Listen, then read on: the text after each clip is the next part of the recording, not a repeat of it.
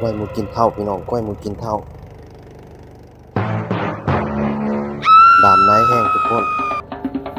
กระแสน้ำถือว่าแห้งเติบเนาะเพราะว่าเป็นบอนที่ว่ามีหินหลาย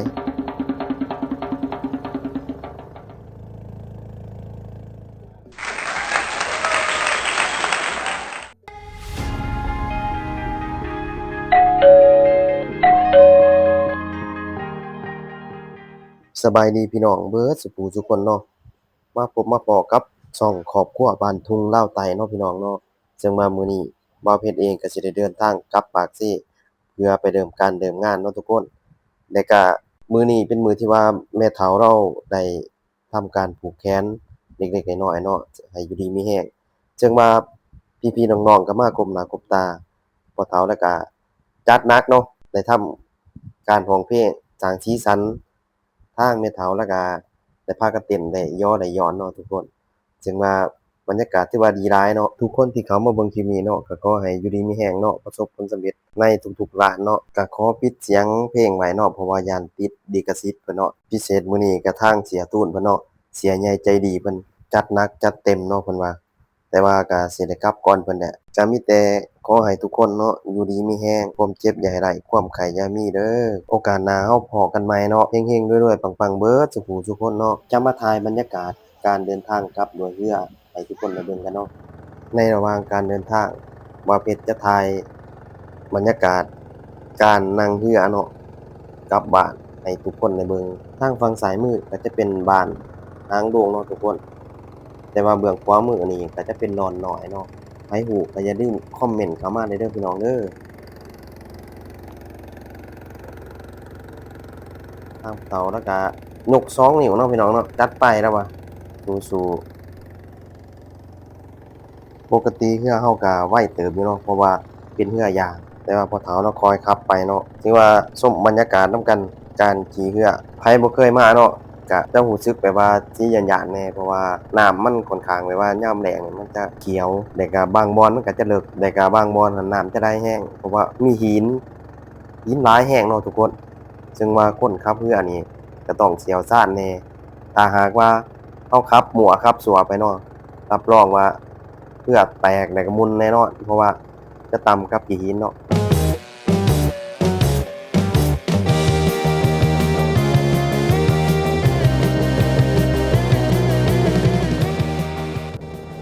บ่นี้แหละทุกคนจุดที่ว่าน้ำไหลแห้งเนาะแล้วก็หินหลายเป็นช่องที่ว่าทุกๆคนที่ขับเรือมานี่ต้องไปตามแนวเนาะถ้าหากบ่ไปตามแนวนี่คือว่ามีโอกาสที่ว่าต่ำขี้หินได้เนาะเพราะว่าหินหลายแรงเบิ่งกระแสน้ำพี่น้อง หลายแห้งหินบางอันเนาะคันว่าน้ำบกแห้งนี่จะพ่นขึ้นมาเลยซึ่งว่าเสี่ยงต่อการเดินเรือเนาะทุกคนคันว่าไผพลาดเนาะขับเรือต่ำเข้าไปเนาะถือว่าอาจมีแตกมีหัวแน่เนาะจะมีช่องหนึ่งพี่น้องช่องนี้ที่ว่าแคบแห้งเนาะต้องคอยไปตามแล้วซึ่งว่าทุกคนที่ขับเรืออยู่นี่เนาะก็จะหูดีเนาะส่วนหลายก็บ่ค่อยเป็นหยังดอกเพราะว่าเพิ่นเชี่ยวชาญกันแล้วเนาะหมายความว่าอุ่นใจได้เลยเนาะที่ว่าเราเดินทางกับคนขับเรือในพื้นที่เนาะ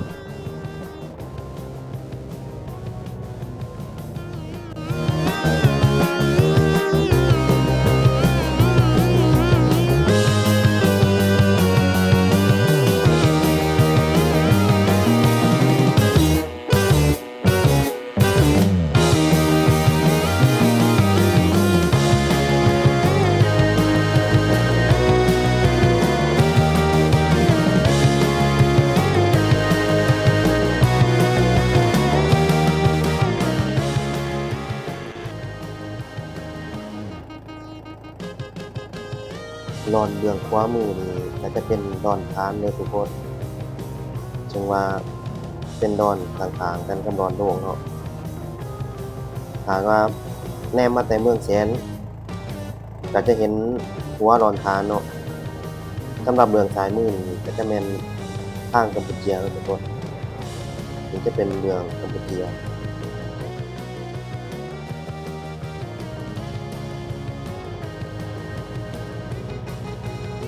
ทางเมืองกัมพูเชียทุกคนแต่ว่านี่จะเป็น ทางหางดอกขะเมาเด้อทุกคนทางเมืองสปปลาวจึงว่าจะเป็น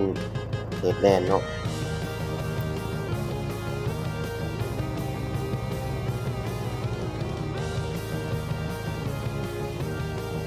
ทางเมืองขวามือนี่จะเป็นหัวร้อนฐานเนาะทุกคนเป็นเฮ็ดเรือนเนาะบ่ฮู้ว่าเรือนหรือว่ารีสอร์ทเนาะทุกคนคันไผฮู้ก็คอมเมนต์เข้ามาเลยเด้อเบิ่งก็โรงงามหลายเนาะบรรยากาศการขี่เรือเนาะทุกคนนี่ก็เป็นอีกร้อนหนึ่งเนาะเป็นดอนน้อยแต่ว่าก็บ่มีไผอาศัยอยู่หรอกเพราะว่ายามน้ำขึ้นกันน้ำจะท่วมเนาะก็เลยบ่มีไผอยู่ไผฮู้ก็คอมเมนต์มาได้เด้อว่าร้อนหยังหลังจากขี่เรือมาได้ไกลพอสมควรเนาะทางพ่อเฒ่าว่าน้ำมันใกล้จะหมดแล้วขอขึ้นไปซื้อน้ำมันเติมเรือก่อนจักหน่อยว่าซั่นก่อนสิข้ามไปเมืองแสนก็ไปขอซื้อทางกัมพูเชียพู้นเนาะ นี่จะเป็นท่าเรือส่วนใหญ่ก็คนลาวเราก็มาใช้บริการซื้อน้ำมันอยู่นี่เนาะแถวร้อนไกลๆก็จะข้ามมาซื้ออยู่นี่ก็ท่าคราวหนึ่งเนาะทางพ่อเฒ่าเพิ่นจะขึ้นไปซื้อน้ำมันมาเติมเรือเนาะทุกคน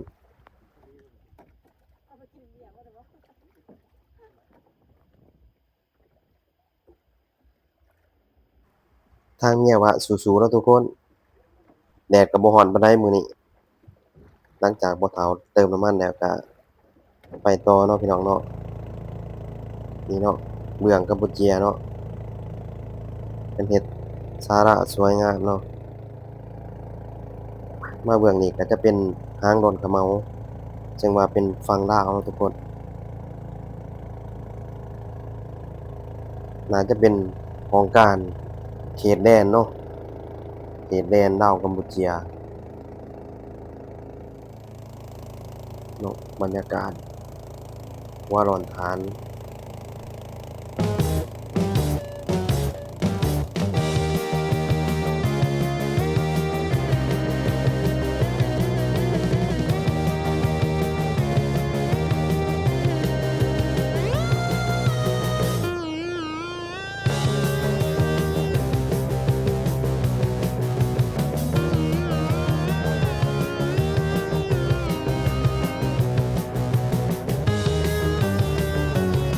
ก็ถือว่าการเดินทางของเราได้ฮอดเมืองแสนแล้วเนาะทุกคน ทุกคนที่เขามาเบิ่งคลิปนี้ก็ขอให้อยู่ดีมีแรงเนาะร่ำๆรวยๆเนาะสุขภาพแข็งแรงเบิดทุกคนเนาะแต่ก็อย่าลืมกดไลค์กดแชร์กดติดตามให้เด้อเพื่อเป็นกำลังใจให้บ่าวเพชรเฮ็ดคลิปต่อไปเนาะในคลิปนี้เนาะก็สิมีประมาณนี้เนาะทุกคนบ๊ายบายโชคดีเบิดทุกคนเด้อขึ้นนี้แต่ว่าเจ้า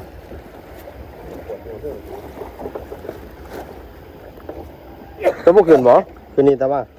บ่คือล็อกกูบ่คือล็อกคือถ่ายอยู่เนี่ยโอ้เขาว่ามาถ่ายอยู่นี่มาถึงก็ถ่ายเครื่องประมาณ เป็นไปถ่ายเครื่องเพิ่นติบ่แม่นหรอ ก็ได้